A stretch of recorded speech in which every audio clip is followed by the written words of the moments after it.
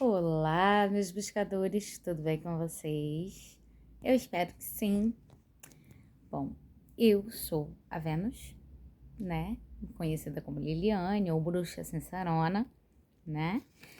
E hoje eu estou aqui para iniciar com vocês um estudo sobre o tarô de Marsella, tá? O tarô de Marsella, ele é um pouco divergente quanto às origens dele, tá? Existem pessoas que falam que não tem uma origem certa, tá? Que a origem é desconhecida, porque não se sabe exatamente como ele chegou até Marsella, né, na França, porque ele foi popularizado com esse nome por ter sido começado, né, a ser utilizado com mais frequência em Marseille depois da ocupação francesa, né, na Itália. Então vamos lá que eu vou explicar isso direitinho para vocês ao longo do vídeo, tá? Bom, como eu falei, né, de origem ainda incerta, o tarô ele esteve presente, né, por muito tempo e restrito às esferas das artes divinatórias. O tarô de Marsella é o que mais se aproxima, tá, do tarô primitivo, que foi aquele criado lá no século XV, tá? E sua semelhança, né? Arquétipica. Desculpa, gente. Hoje eu tô que tô. A sua simbologia, não é semelhança. A sua simbologia arquétipica muito tem a revelar quem o consulta. Ou seja, você vai analisar, quando você for analisar o tarô de Marsella, você tem que analisar todos os aspectos daquela carta, tanto dos arcanos maiores quanto dos arcanos menores, tá?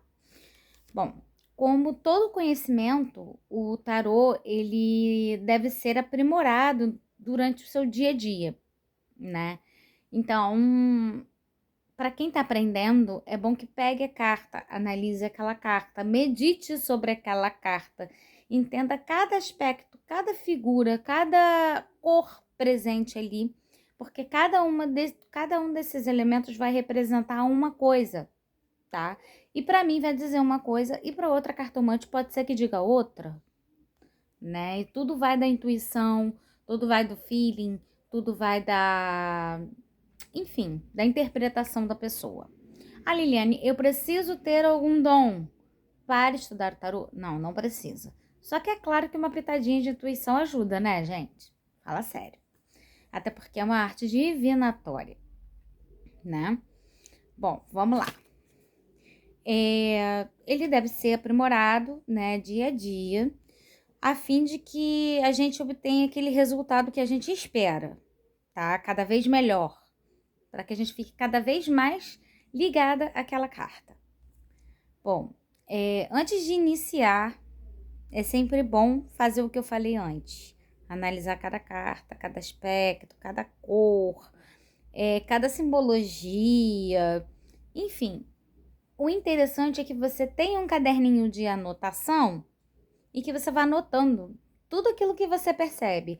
Ah, por exemplo, na carta do mago, a gente vê um símbolo do infinito, né? Que é Lemniscata, o nome dele. E a gente vê esse símbolo no chapéu do mago, tá? Então, muita gente não se atenta a esse detalhe. Porém, né, conforme a gente vai estudando, essa simbologia ela vai aparecendo pra gente. Bom, mais o que? Como eu falei, não necessita de um dom específico, tá? Mas você precisa usar toda a sua intuição, né? O que aquela carta tá querendo te dizer? É mais ou menos isso, né? Então, é bom que você mergulhe nesse mundo, né? Do desconhecido, para que a gente possa entender aqueles mistérios, né, que nos cercam, para que a gente possa obter as nossas respostas. Bom, o tarô de Marsella, ele também é conhecido pela designação francesa Tarot de Marseille. Marseille. Desculpa, gente, minha pronúncia francesa não é das melhores, mas vamos lá. É um baralho clássico e um dos mais conhecidos. O estilo da carta é o tarô mesmo, tá? Porque existem diversos oráculos. Então, seria a carta do tarô mesmo. A origem estima-se que tenha sido em Lyon, na França. Porém, isso não é ainda determinado com 100% de chance, tá? O designer, ele é anônimo. Ninguém sabe quem criou o tarô de Marselha, até porque ele deriva de coisas bem antigas. O propósito seria a recriação e a divinação. Ou adivinação. Antigamente, as pessoas usavam para jogar como se fosse um jogo de baralho, tá? Tanto que os arcanos maiores eram chamados de coringas, né? E os menores eram chamados de... Coringas não, perdão. Coringas ou trunfos, se eu não me engano. Mas eu acredito que seja coringa mesmo.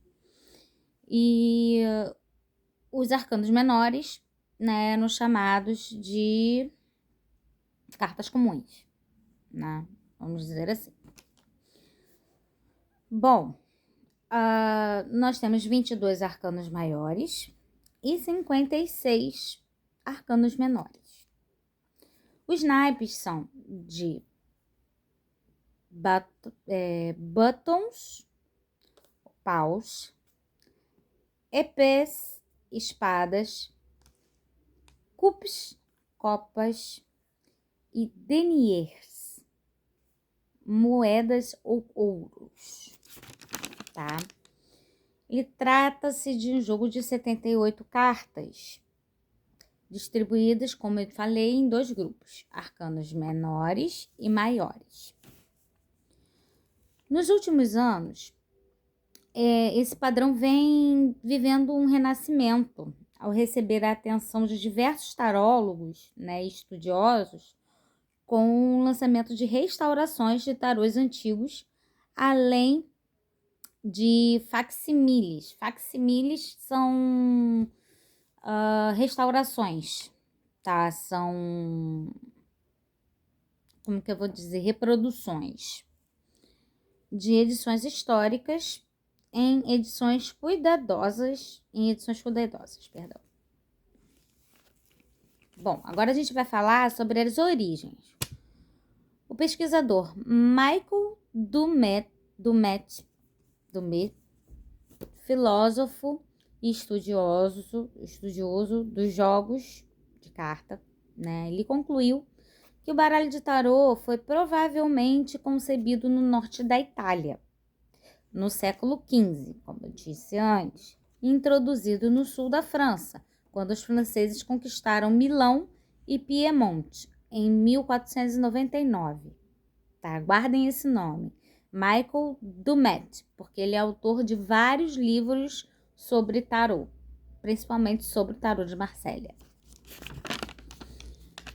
Bom, a etimologia do tarô, né? O termo tarô de Marselha foi utilizado pela primeira vez em 1859, nos escritos de Romain Merlin, e em seguida pelo ocultista francês Papus, no capítulo 9, né, do seu livro Le Tarot des Bohemians, ou o Tarot dos Boêmios, para nós brasileiros.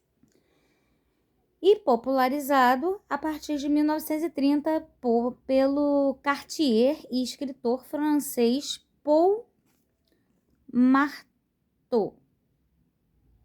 Isso, Paul Marteau. Ele também é escritor, tá, de várias obras. É porque a gente tenta falar a pronúncia correta, tá? Mas se escreve Paul, né? Marteau. Bom, a tradição do termo original para o português segue o exônimo. Exônimo é aquilo que a gente usa, por exemplo, Em inglês é New York, em português é Nova York, certo? Então, do francês para o tarô de Marseille para o português, tarô de Marsella, tá? Porque a gente fala Marsella, a gente não fala Marseille. Usado para abordar o nome desta cidade francesa, tá? Que foi ocupada lá pelo, né? Que foi onde começou, né? Toda a história, toda a trajetória do tarô. Que a gente sabe que os reis e rainhas, né? De antigamente, eles consultavam esses oráculos, né? Com os oraculistas, com os mestres, com os sábios, com os magos, seja lá, com os conselheiros, enfim. Eles consultavam esse tipo de oráculo para saber que país que tem que invadir, se tem que ir, se não tem que ir, para tomada de decisões importantes. Bom, vamos colocar assim. Bom, gente, o vídeo ele já tá ficando um pouquinho extenso, então, para a próxima, a gente vai começar a estudar as cartas do tarô, tá? Esse é um estudo básico. O que eu tô fazendo aqui é um estudo básico. Se você quer um estudo aprimorado, tá? Não deixe de falar comigo, porque eu tô preparando para vocês uma surpresa, que é o meu curso avançado de tarô, tá bom? Então, quem quiser já pode deixar reservado. Esse é um projeto que vai durar mais ou menos aí uns 4, 5 meses ainda. Então, dá tempo de vocês se organizarem. O valor vai ser um valor razoável, não vai ser nada exorbitante, conforme a gente vê por aí, tá? Então, ficará um curso avançado, tá? Questão de 400, 500 reais, tá? Isso porque a minha apostila é quase um livro, né? Digamos assim. Mas a gente vê por aí cursos muito maiores do que isso, né? Mas como o meu propósito é realmente passar o conhecimento e não ganhar dinheiro, ganhar dinheiro é bom, a gente sabe, é óbvio. Eu gosto, você gosta, todo mundo gosta. Mas o propósito aqui é ensinar, tá? Então, eu vou cobrar um valor simbólico de 400 a 500 reais. Já deixa separado isso, porque pro final do ano eu vou lançar esse curso, tá ok? Mas por enquanto a gente vai nos estudos básicos mesmo, tá? E aí vocês vão se aprimorando cada dia, conforme eu falei antes. Um grande beijo, um grande abraço. Beijocas!